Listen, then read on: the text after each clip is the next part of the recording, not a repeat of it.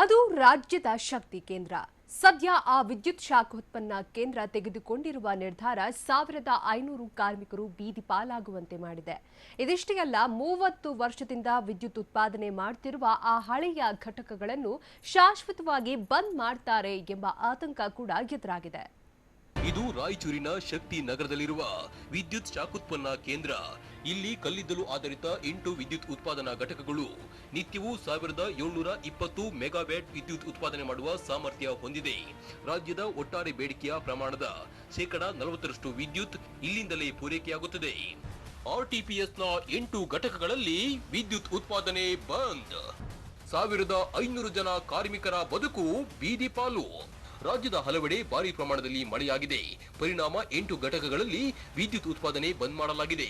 ಹೀಗಾಗಿ ಇಲ್ಲಿ ಕೆಲಸ ಮಾಡುತ್ತಿದ್ದ 1500 ಜನ ಗುತ್ತಿಗೆ ಕಾರ್ಮಿಕರನ್ನ ಕೆಲಸದಿಂದ ತೆಗೆದುಹಾಕಲಾಗಿದೆ. ವಿದ್ಯುತ್ ಘಟಕದಲ್ಲಿನ ಕೆಲಸವನ್ನೇ ನಂಬಿ ಬದುಕುತ್ತಿದ್ದ ಕಾರ್ಮಿಕರ ಬದುಕು ಬೀದಿಗೆ ಬಿದ್ದಿದೆ. ಇದೀಗ ಗುತ್ತಿಗೆ ಕಾರ್ಮಿಕರು ಕರ್ನಾಟಕ ವಿದ್ಯುತ್ ನಿಗಮದ ವಿರುದ್ಧ ಕಾನೂನು ಹೋರಾಟಕ್ಕೆ ಸಜ್ಜಾಗಿದ್ದಾರೆ. ರಾಯಚೂರು ಶಾಖೋತ್ಪನ್ನ ಕೇಂದ್ರ ಇವತ್ತು ರಾಜ್ಯ ಸರ್ಕಾರ ಅದನ್ನು ಬಂದ್ ಮಾಡಿದೆ. ಆದರೆ ಅಲ್ಲಿ ಕೆಲಸ ಮಾಡಿರುವಂಥ ಸುಮಾರು 1500 ಕಾರ್ಮಿಕರು ಇವತ್ತು ಬೀದಿ ಪಾಲಾಗಿದ್ದಾರೆ. ಅವರನ್ನು ಕೇಳುವರು ಯಾರು? ಅವರ ಕುಟುಂಬ ಯಾವ ರೀತಿ ನಿರ್ಮಾಣ ಮಾಡಬೇಕನ್ನೋದು ಸರ್ಕಾರ ಯಾವುದೇ ರೀತಿ ಸೂಚಿಸಿಲ್ಲ. ತಕ್ಷಣವೇ ಸರ್ಕಾರ ಅವರ ನೆರವಿಗೆ ಧಾವಿಸಬೇಕು. ಈ ಬಗ್ಗೆ ಸೂಕ್ತ ಕ್ರಮ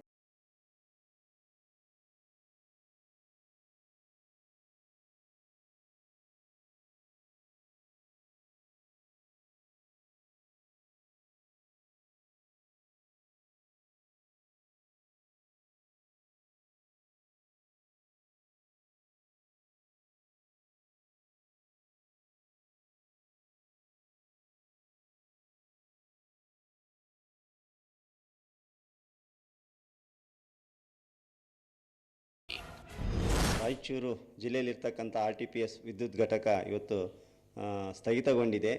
ಕಾರಣ ವಿದ್ಯುತ್ ಘಟಕ ಸ್ಥಗಿತಗೊಳ್ಳುವುದರಿಂದ ಅಲ್ಲಿ ಕೆಲಸ ಮಾಡ್ತಕ್ಕಂಥ ಕಾರ್ಮಿಕರ ಒಂದು ಬದುಕು ಅತಂತ್ರವಾಗಿದೆ. ಅದಕ್ಕೆ ಸರ್ಕಾರ ಈ ಕಡೆ ಗಮನ ಕೊಟ್ಟು ಅಲ್ಲಿ ಕೆಲಸ ಮಾಡ್ತಕ್ಕಂಥ ಕಾರ್ಮಿಕರ ಭವಿಷ್ಯವನ್ನು ಕಾಪಾಡಬೇಕು. ಇಲ್ಲಾಂದರೆ ಮುಂದಿನ ದಿನಮಾನಗಳಲ್ಲಿ ಕಾರ್ಮಿಕರ ಭವಿಷ್ಯಕ್ಕಾಗಿ ಉಗ್ರ ಹೋರಾಟನೇ ಮಾಡಬೇಕಾಗ್ತದೆ ಅಂತೇಳಿ ನಾನು ಈ ಸಂದರ್ಭದಲ್ಲಿ ಒತ್ತಾಯ ಮಾಡ್ತೀನಿ.